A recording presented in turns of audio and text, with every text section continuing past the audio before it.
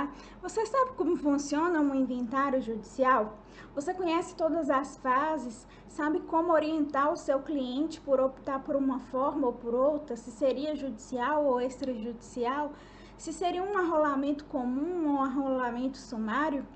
Você precisa entender cada característica dos inventários para saber optar e para saber orientar o seu cliente. Então, primeiro, você precisa entender que inventário significa relacionar, inventariar, listar todos os bens que pertencem àquele espólio. Então, feito isso, será pago o imposto, que é o ITCD, e após será feita a partilha. A partilha significa atribuir a cada herdeiro o quinhão referente à sua herança.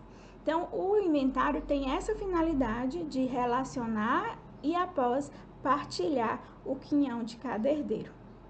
Então, em alguns estados, é mais em conta fazer o inventário extrajudicial do que judicial. Já em outros estados, é mais em conta fazer judicial do que extrajudicial. Então, assim, não há uma regra geral para eu falar com vocês assim, vai optar pelo extrajudicial porque é mais em conta, ou vai optar pelo judicial porque é mais em conta.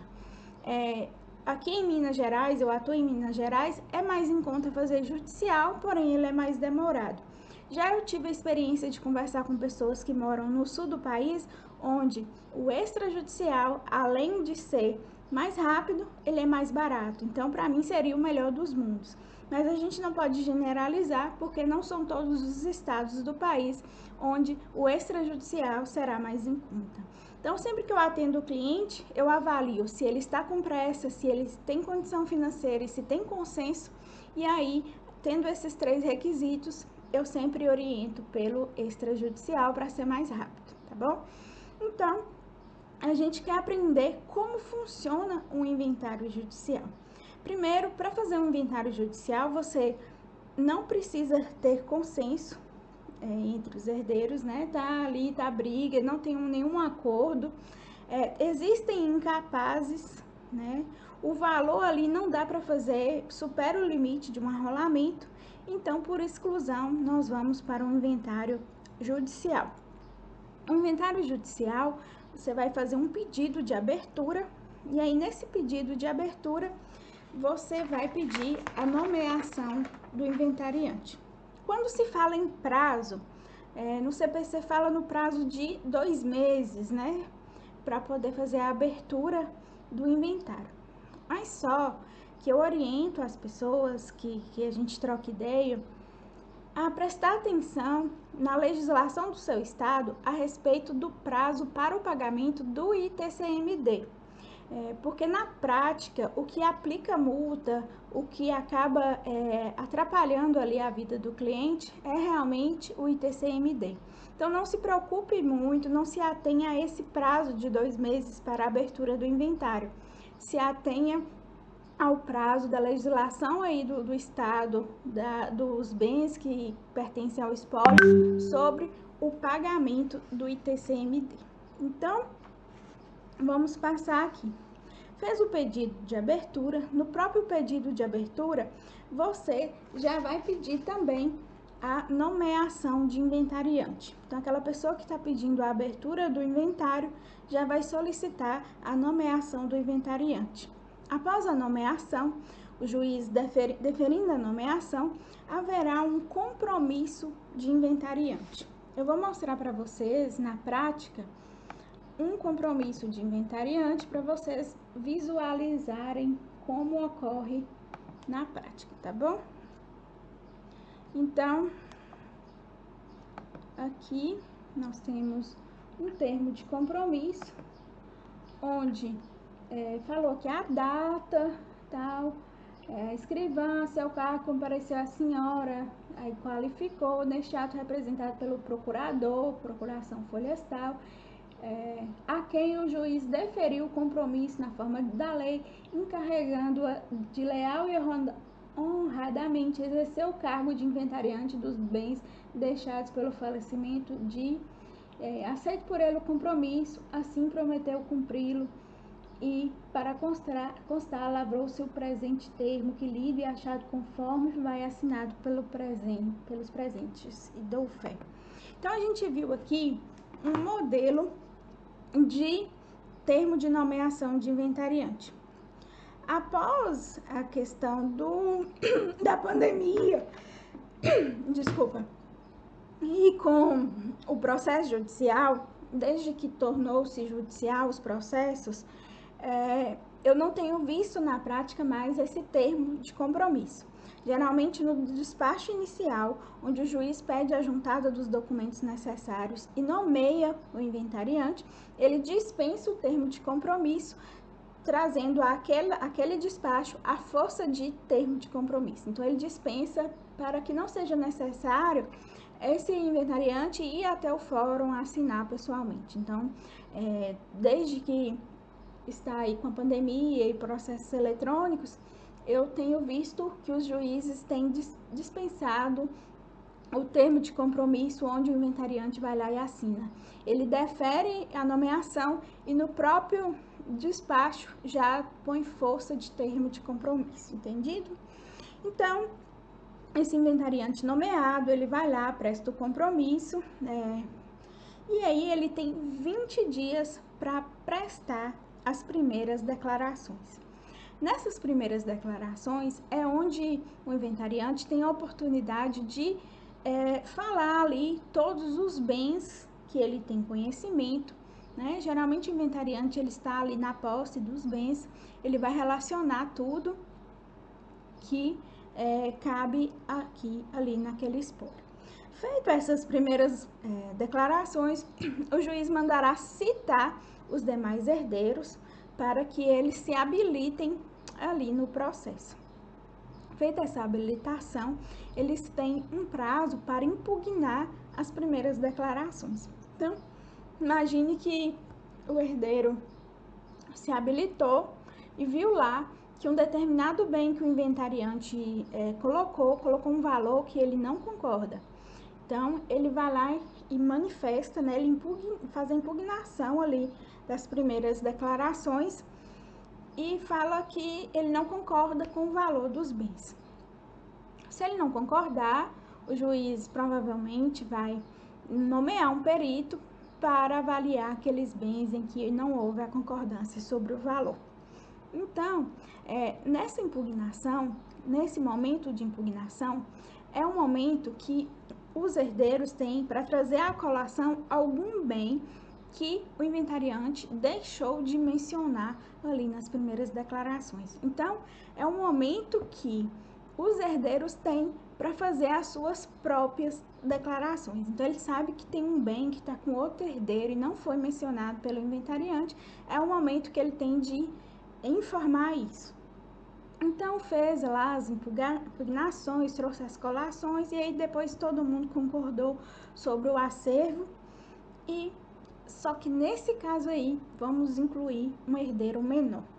Se tiver um herdeiro menor, nós vamos ter a participação do Ministério Público e vamos ter também a avaliação dos bens. Então, ocorrerá a avaliação dos bens por um perito para resguardar os direitos dos menores ali envolvidos, do menor ali envolvido, que é um herdeiro. Então, fez a avaliação, abre sempre vista às partes, depois o juiz decide e vem o momento das últimas declarações. Essa é a última oportunidade que o inventariante tem para informar algo que ficou para trás, para mostrar para o juiz algo que ele queira que possa facilitar na partilha. Então, ele pode informar, doutor, excelência, aquele determinado bem, ele já está na posse daquele herdeiro, se colocar diferente não vai ser tão legal, a melhor forma de resolver isso para interesse de todos é dessa forma. Então, o que ele puder informar ali nas últimas declarações para facilitar a partilha, vai ajudar muito na finalização daquele procedimento, certo? Então, ocorreu as últimas declarações, é aberto vista para a Fazenda Estadual para ocorrer a cobrança do imposto, que é o ITCMD. Então, eu queria falar com vocês que é muito importante existir um acordo.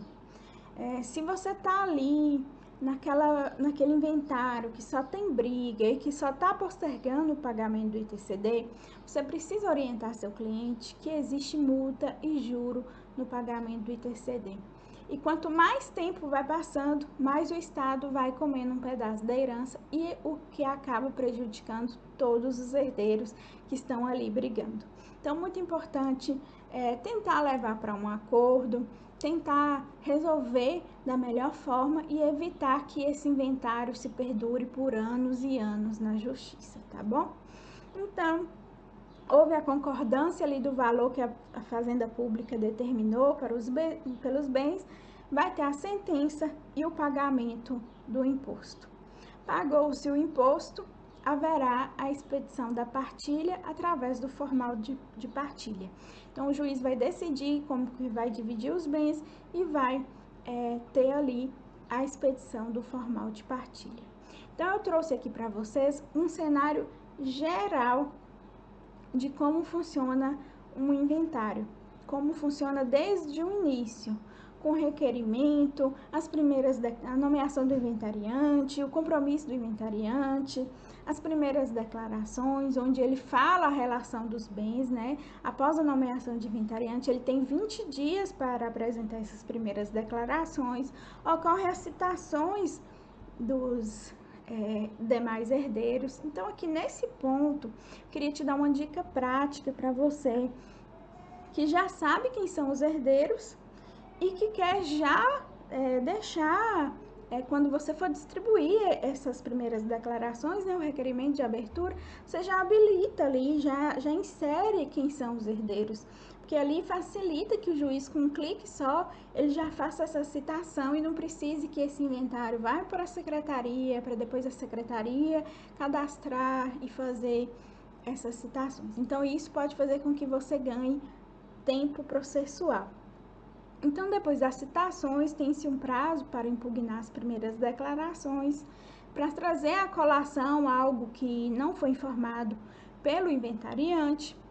Depois, tem a avaliação dos bens, né? Quando existe algum herdeiro incapaz, ou então quando alguém não concorda quanto ao valor atribuído ali pelo inventariante. Depois da avaliação, abre-se vista às partes e depois uma decisão e ocorre o momento das últimas declarações. As últimas declarações são importantíssimas para que o inventariante traga informações para ajudar com que o juiz decida da melhor forma a causa. Então, é a última oportunidade que o inventariante tem para trazer alguma informação ao processo, para orientar o que é melhor para aquela família. Então, as últimas declarações são muito importantes.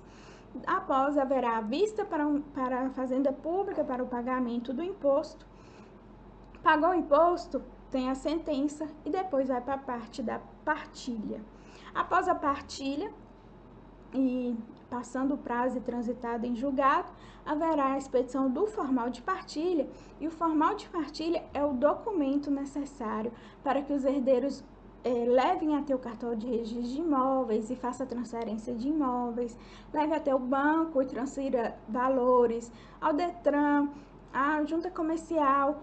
Então, o formal de partilha é o documento hábil para fazer a transferência desses bens e, de fato, fazer com que o que foi decidido ali naquela partilha seja materializado e transferido os quinhões para cada herdeiro.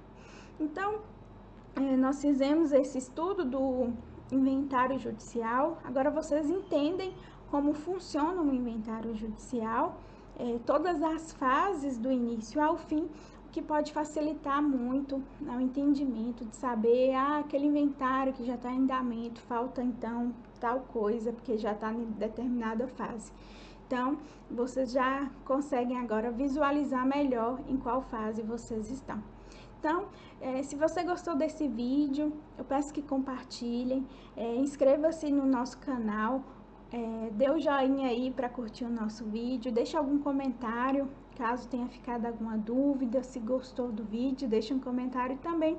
E nos siga também no Instagram, onde a gente traz todos os dias muitas ideias práticas sobre a questão do inventário. Então, o nosso Instagram é o @modaadvogado e eu aguardo vocês lá, tá bom? Até a próxima!